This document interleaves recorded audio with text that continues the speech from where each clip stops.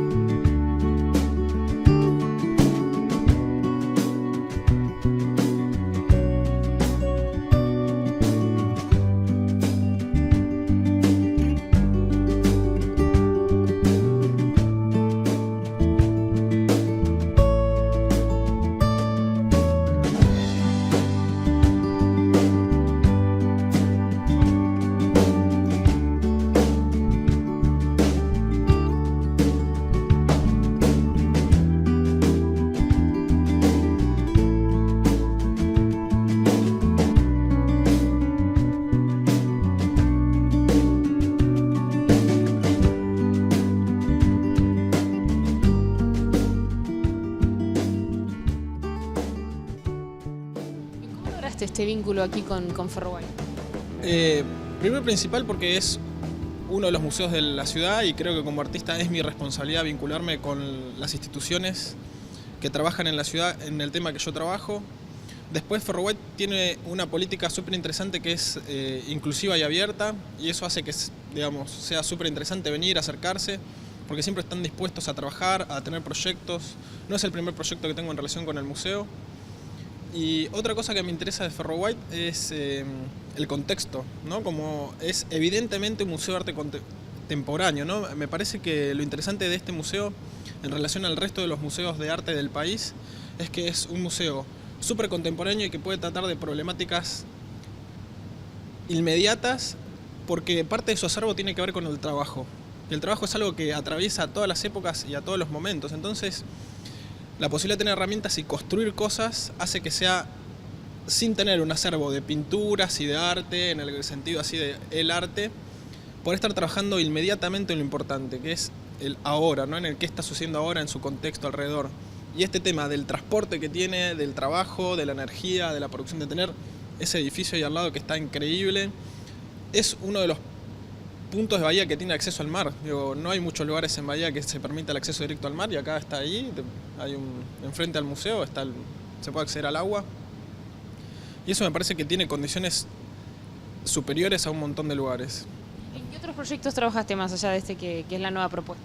Trabajamos en la Rambla de Arrieta, que es un proyecto que viene trabajando hace mucho tiempo el museo, ya Nico les debe haber hablado afuera, en el planeamiento del espacio público, junto con Pablo Oviedo, que es uno de los arquitectos de acá, y Beluso.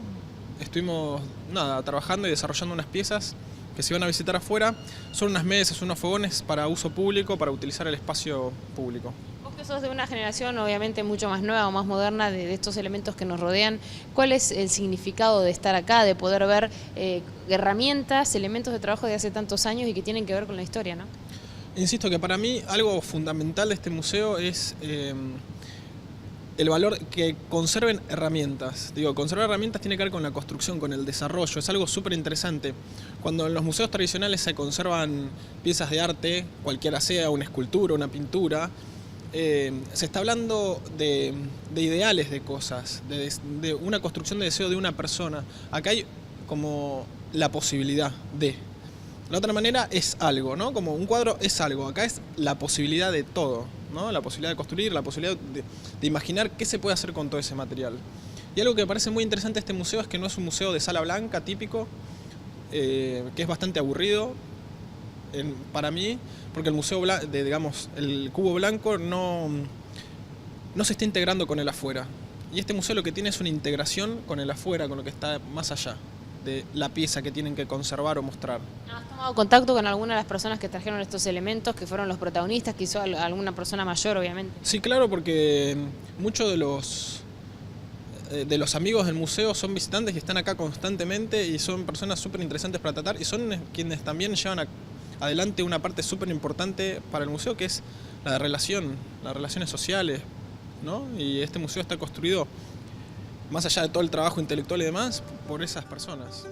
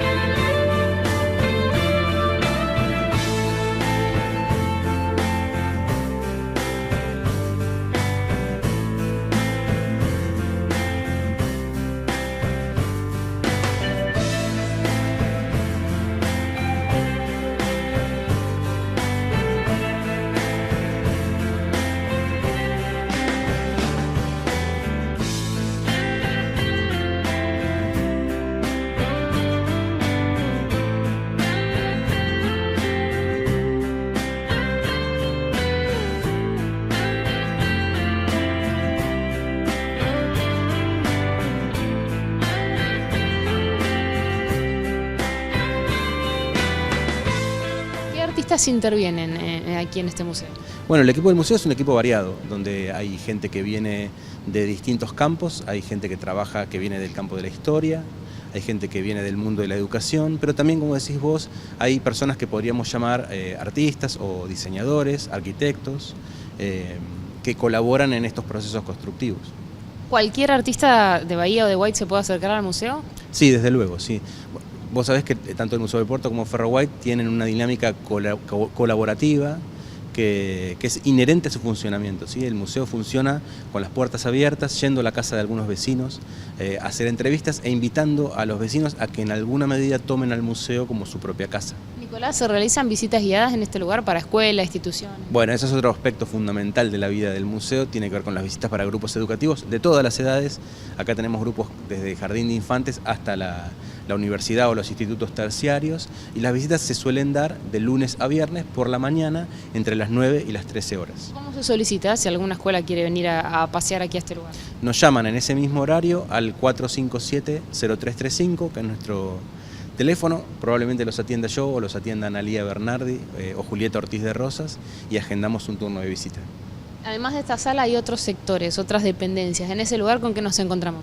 Además de esta sala, que tiene dos grandes sectores, hay un espacio que está a la vista, pero que tiene un régimen semiabierto, que es el espacio de guarda, el espacio de conservación. Esta clase de espacios suelen estar ocultos en los museos. En el caso de Ferro White, cuando se restauró este taller, se previó que el público pueda ver a través de ventanales qué está guardado ahí, y bueno, lo que está guardado ahí es el conjunto de la colección del museo, que intentamos rote por las salas periódicamente. ¿Qué tipo de elementos se pueden utilizar, o si esto es libre para estas construcciones, entre comillas, que se realizan para luego, bueno, que estén expuestas, ¿no? Bueno, hay un ejemplo de este tipo de construcciones que es de uso periódico, que tiene que ver con la ría de Bahía Blanca. Ferro White tiene el privilegio de estar cerca de las aguas del estuario, mira hacia el canal principal de la ría. No hay muchos espacios públicos en Ingeniero White que tengan esta situación privilegiada, y eso ha hecho que pensemos en una serie de embarcaciones fabricadas con bidones de agua en desuso, bidones de dispenser, que, aunque parezca increíble, flotan y flotan muy bien, y que nos permiten no navegar, porque en realidad no podemos navegar en aguas abiertas, pero sí tirarnos un poquito al agua del estuario que baña las costas del castillo.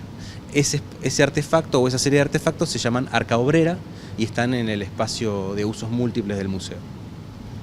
Más allá de lo que comentamos al principio sobre la historia, esto está muy vinculado al ferrocarril. ¿En qué año llega a Bahía Blanca, o al menos a este lugar, y cuáles fueron las primeras estaciones?